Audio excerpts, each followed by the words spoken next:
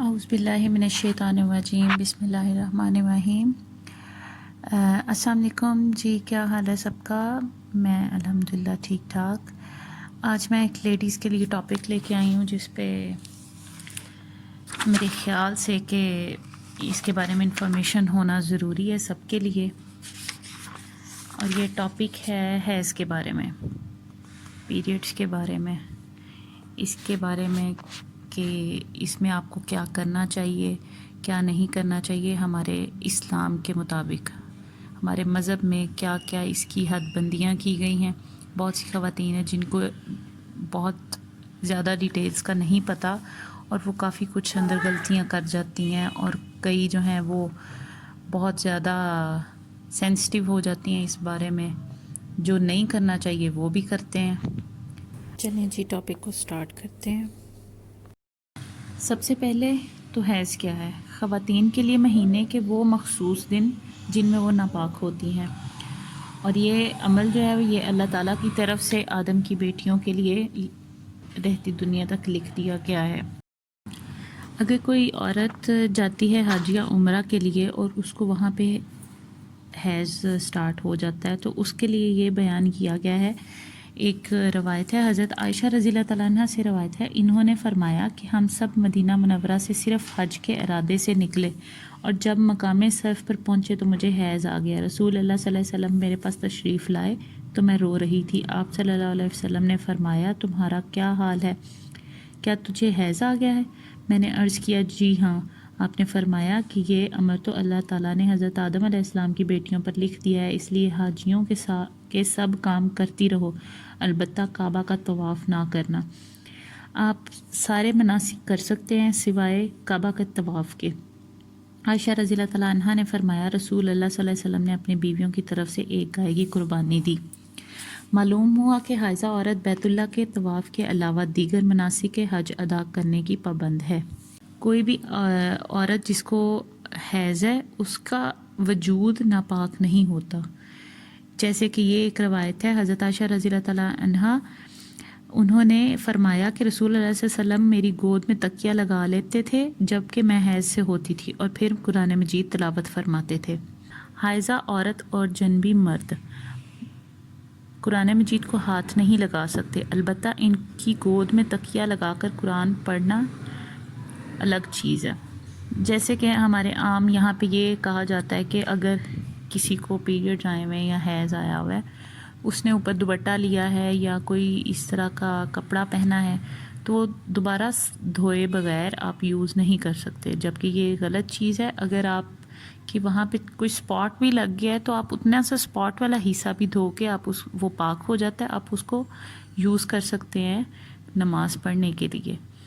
کسی مجبوری کے تحت آپ سپاٹ واش کر کے وہ ڈریس یا وہ کپڑا یوز کر سکتے ہیں، لیکن اب الحمدللہ ہم سب کے پاس اتنے کپڑے ہوتے ہیں کہ ہم ایک ڈریس کو چینج کر کے دوسرا پہن لیں۔ پہلے وقتوں میں یہ چیزیں نہیں تھی ہوتی، محدود سے کپڑے ہوتے تھے، 1 سوٹ 2 سوٹ یا 3 سوٹ۔ اور پرانے وقتوں میں تو یہاں تک بھی سنا ہے کہ سارے کپڑے، سارے بلینکٹس اور چادریں اور ہر چیز واش کرتے تھے ان دنوں کے بعد۔ آپ وہی دوپٹہ چادر لے کے نماز پڑھ سکتے ہیں۔ اور آپ ایک اور جو عام میں نے بات میرے سننے میں آئی ہے کہ زبان ناپاک ہو جاتی ہے، آپ ان خاص دنوں میں زبان سے اللہ کا ذکر یا آپ درود شریف نہیں پڑھ سکتے۔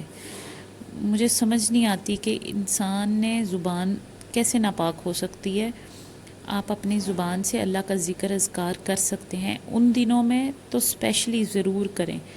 جب آپ کی نماز کا ٹائم ہے، آپ وہ مخصوص ٹائم ضائع نہ کریں، اس ٹائم پہ آپ اللہ کا ذکر کریں بیٹھ کے، آپ کو جو حفظ ہیں صورتیں آپ وہ صورتیں پڑھیں، استغفار کریں، اللہ کی ثنا کریں، تو آپ کا وہ جو نماز والا ٹائم ہے وہ کور ہو جائے گا انشاءاللہ۔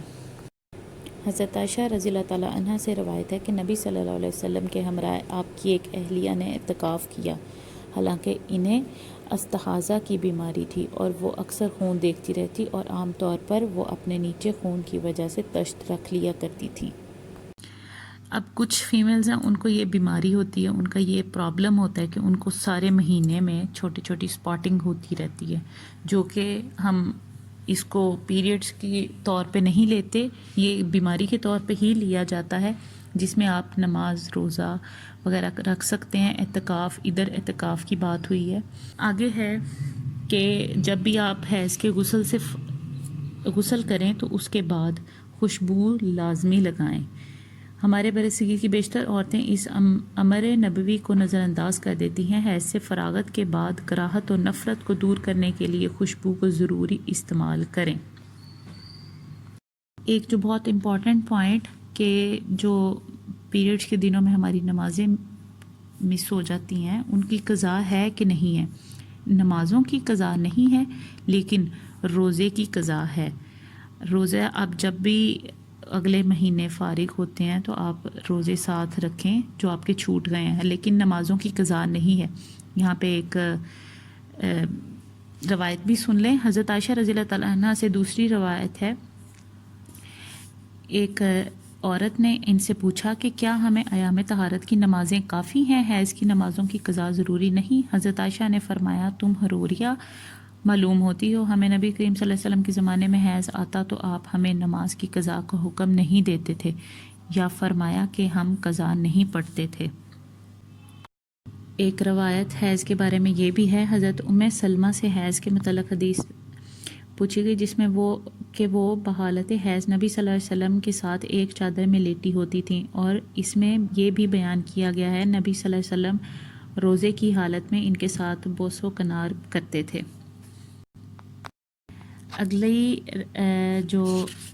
اگلا پوائنٹ ہے وہ ہے کہ عید وغیرہ کے موقع پہ جو اس طرح کی حائضہ خواتین ہیں وہ عیدگاہ جا سکتی ہیں یا نہیں۔ حضرت ام عطیہ سے روایت ہے کہ میں نے رسول اللہ صلی اللہ علیہ وسلم سے پوچھا کہ دوشیزہ عورتیں، پردہ نشین خواتین اور حائضہ عورتیں سب عید کے لیے باہر نکلیں اور مسلمانوں کی مجلس خیر کی دعا میں شامل ہوں، مگر حائضہ عورتیں نماز کی جگہ سے الگ رہیں۔ کسی نے پوچھا کہ حائضہ عورتیں بھی شریک ہوں، تو حضرت ام عطیہ رضی اللہ تعالیٰ عنہ نے جواب دیا کہ یہ کیا حائضہ عورتیں عرفات اور فلاں فلاں مقامات پر حاضر نہیں ہوتی؟ یہ حج کے ساتھ ہے اس کا کہ اگر وہاں پہ حج کے مقامات پر وہ جا سکتی ہیں تو پھر عیدگاہ میں جانے میں کوئی مذائقہ نہیں۔ اگلا پوائنٹ ہے ایام حیض کے علاوہ خاکساری اور زرد رنگ دیکھنا۔ حضرت ام عطیہ رضی اللہ تعالیٰ عنہ ہی سے روایت ہے، انہوں نے فرمایا، ہمیں مٹیالہ پن اور زرد رنگ کو کچھ نہ سمجھتے تھے، یعنی اسے حیض خیال نہ کرتے تھے۔ اگر مخصوص ایام میں اس رنگ کا خون برآمد ہو تو اسے حیض ہی سمجھا جائے گا، اگر دیگر ایام میں دیکھا جائے تو اسے حیض خیال نہ کیا جائے۔ جیسے نارملی عام دنوں میں اگر آپ کو کوئی سپاٹنگ وغیرہ ہوتی ہے تو وہ پیریڈز کاؤنٹ نہیں ہوں گے، آپ روزہ رکھ سکتے ہیں اور نمازیں پڑھ سکتے ہیں، لیکن اگر آپ کے خاص دنوں میں ایک ویک کے اندر اسی ٹائم پہ اگر آپ کو وہ سپاٹنگ ہوتی ہے تو ان دنوں کو آپ پیریڈز کاؤنٹ کریں گے اور ان دنوں میں نمازیں ترک کریں گے اور روزے نہیں رکھیں گے۔ حضرت سمرہ بن جندب رضی اللہ تعالیٰ عنہ سے روایت ہے کہ ایک عورت دوران زچگی فوت ہو گئی تو نبی صلی اللہ علیہ وسلم نے اس کی نماز جنازہ ادا کی اور جنازہ پڑھتے وقت اس کے درمیان کمر کے سامنے کھڑے ہو گئے۔ ایک اور ہے، نبی صلی اللہ علیہ وسلم کی زوجہ محترمہ حضرت میمونہ رضی اللہ تعالیٰ عنہا سے روایت ہے کہ جب وہ حائضہ ہوتیں اور نماز نہ پڑھتیں تو بھی نبی صلی اللہ علیہ وسلم کی سجدہ گاہ کے پاس لیٹی رہتی۔ رسول اللہ صلی اللہ علیہ وسلم اپنی چادر پر نماز پڑھتے، جب سجدہ کرتے تو آپ کا کچھ کپڑا ان سے مسح ہو جاتا۔ معلوم ہوا کہ دوران نماز حائضہ عورت سے کپڑا چھو جانے یا اس کے بستر کے سامنے منہ کر کے نماز پڑھنے میں کوئی حرج نہیں ہے۔ جس جگہ حائضہ عورت ہوتی ہے یا اس نے جو کپڑے پہنے ہوتے ہیں اگر وہ ان پہ کوئی داغ نہیں لگا، اور جس جگہ وہ بیٹھتی ہے اگر وہ ادھر کوئی داغ نہیں لگا تو وہ ہر جگہ پاک ہے اور وہ کپڑے بھی پاک ہیں، بشرطے کہ ان پہ داغ نہ لگا ہو۔ مسجد سے بھی گزر سکتی ہے، مسجد میں جا بھی سکتی ہیں، لیکن مسجد میں بیٹھ نہیں سکتی حائضہ خاتون۔ اب اگر حج کے سارے مناسک ہو سکتے ہیں تو پھر مسجد میں بھی اور عیدگاہ میں بھی جا سکتی ہیں، لیکن وہاں پہ قیام نہیں کر سکتی۔ طواف اضافہ کے بعد حیض کا آنا۔ نبی صلی اللہ علیہ وسلم کی زوجہ محترمہ حضرت عائشہ رضی اللہ تعالیٰ عنہ سے روایت ہے، انہوں نے رسول اللہ صلی اللہ علیہ وسلم سے عرض کیا، یا رسول اللہ، آپ کی اہلیہ صفیہ کو حیض آ گیا ہے۔ آپ نے فرمایا شاید وہ ہمیں روک رکھے گی، کیا اس نے تمہارے ساتھ طواف اضافہ نہیں کیا؟ انہوں نے فرمایا طواف تو کر چکے ہی ہے۔ آپ نے فرمایا تو پھر چلو، کیونکہ طواف وداع حائضہ کے لیے ضروری نہیں ہے۔ طواف افاضہ ذی الحج کی 10ویں تاریخ کو کیا جاتا ہے، یہ فرض اور حج کا رکن ہے، البتہ طواف وداع جو کعبہ سے رخصت ہوتے وقت کیا جاتا ہے وہ حائضہ کے لیے ضروری نہیں ہے۔ اور جی یہ ٹاپک ادھر ہی کمپلیٹ ہوتا ہے۔ آگے آپ کو اگر کوئی کویشچن پوچھنا ہے تو آپ کمنٹ میں پوچھ سکتے ہیں، میں انشاءاللہ اس کے بارے میں سرچ کر کے پھر آپ کو بتاؤں گی۔